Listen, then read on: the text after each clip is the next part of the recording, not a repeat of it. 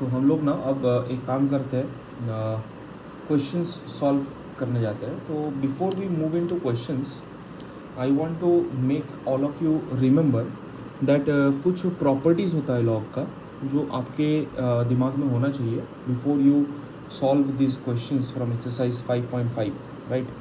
तो कुछ क्वेश्चंस या कुछ प्रॉपर्टीज़ जो है जो हमको दिमाग में रखना होगा। I am writing it here. So properties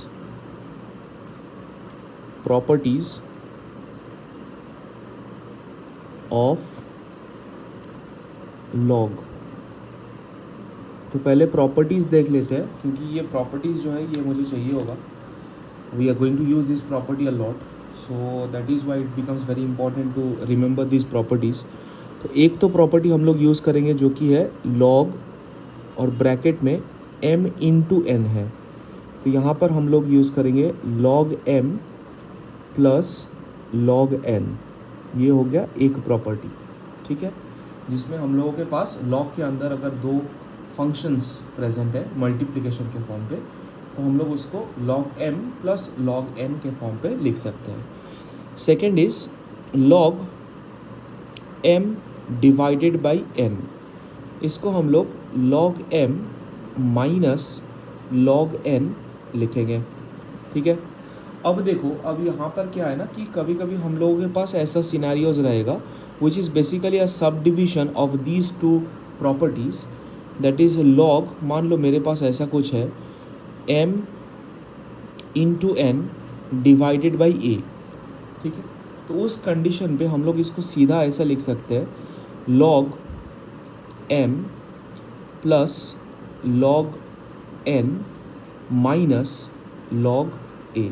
तो जो भी मेरे मल्टीप्लिकेशन के फॉर्म पे रहेगा उसको हम लोग एडिशन के फॉर्म पे लिखेंगे, और जो मेरा डिवाइडेड नीचे रहेगा डेनोमिनेटर में रहेगा उसको हम लोग माइनस log a डायरेक्ट लिख पाएंगे।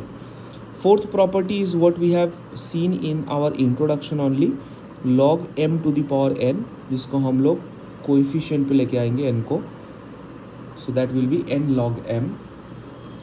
Another important property that will be used is base change। अगर कहीं पे मुझे base change करने का ज़रूरत पड़े तो that is called base changing property।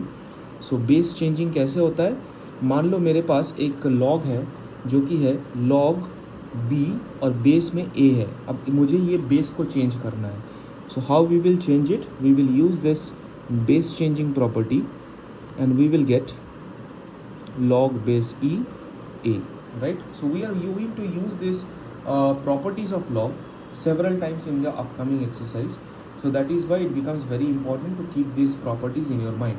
Now अब सीधा एकदम डायरेक्ट एक्सरसाइज 5.5 के पहले क्वेश्चन पे चले जाते हैं। तो पहला क्वेश्चन अपने पास कैसा है, बोल रहा है कि आपके पास एक फंक्शन है जो कि ऐसा है cos x into cos 2x into cos 3x, ठीक है। इसको डिफरेंशिएट करना है और यहाँ से आपको dy बाई डी एक्स निकाल के लेके आना है। तो चलो इसको सॉल्व करते हैं। तो हमने क्या बताया कि लॉगरिथमिक डिफरेंशिएशन करने के लिए we have to take the help of log. Log का हेल्प लेना है so as to we can do the differentiation easily, ठीक है। तो यहाँ पर हम लोग क्या करेंगे, first step taking log on both sides। तो इस तरफ हो जाएगा log y और इस तरफ होगा log और इसका तीनों का multiplication. And I have told you just now that if I have two functions in multiplication it will be represented as log m plus log n। यहाँ पर तीन है तो it will be 3 of them. So we will get log cos x plus log cos 2x plus log cos 3x, ठीक है। अब क्या करेंगे, अब करेंगे differentiating both sides. So differentiating both sides with respect to x, what we will get, we will get log y का derivative होता है 1 by y d y upon d x, ठीक है।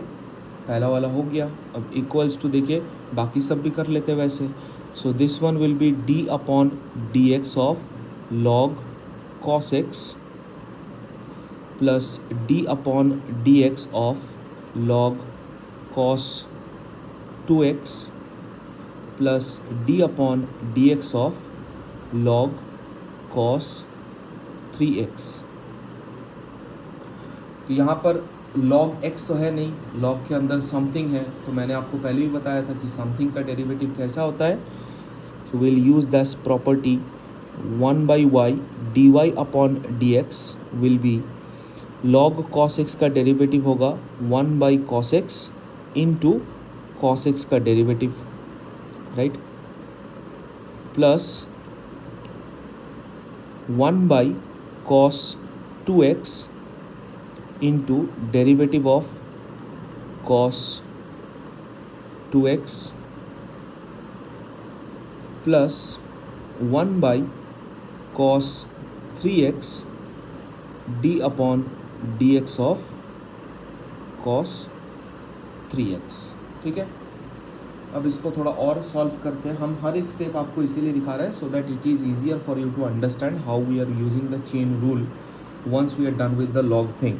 ठीक है, तो ये क्या हो जाएगा 1/y dy upon dx, this is multiplication sign, equals to 1/cos x। अब देखो cos x का डेरिवेटिव क्या होता है, माइनस साइन x, तो हम यहाँ पे डायरेक्ट लिख देंगे माइनस साइन x। ठीक है, प्लस यहाँ पर होगा 1/cos 2x। cos 2x का डेरिवेटिव होता है माइनस साइन 2x, क्योंकि साइन के अंदर भी एक फंक्शन एग्जिस्ट अभी तक कर रहा है, तो will the apply the chain rule here and it will be derivative of 2x only. Then for the next one, नीचे तो cos 3x है, ऊपर क्या हो जाएगा cos का derivative that is minus sine 3x into d upon d x of किसका, 3x का। ठीक है, now this brings us to the second last step that is 1/y dy upon dx equals to minus sine by cos को हम लोग tan x लिख सकते हैं, राइट। अब अच्छे से देखो, यहाँ पर मैं एक स्टेप जंप करने वाला हूँ, plus into minus is minus, d upon dx of 2x is only 2 और sign 2x by cos 2x क्या हो जाएगा आपका tan 2x, राइट। और यहाँ पर भी same, plus into minus minus, 3x का डेरिवेटिव होता है 3 और ये हो जाएगा tan 3x, right. Now you have to find out the value of dy upon dx, so that will be y into minus tan x minus 2 tan 2x minus 3 tan 3x।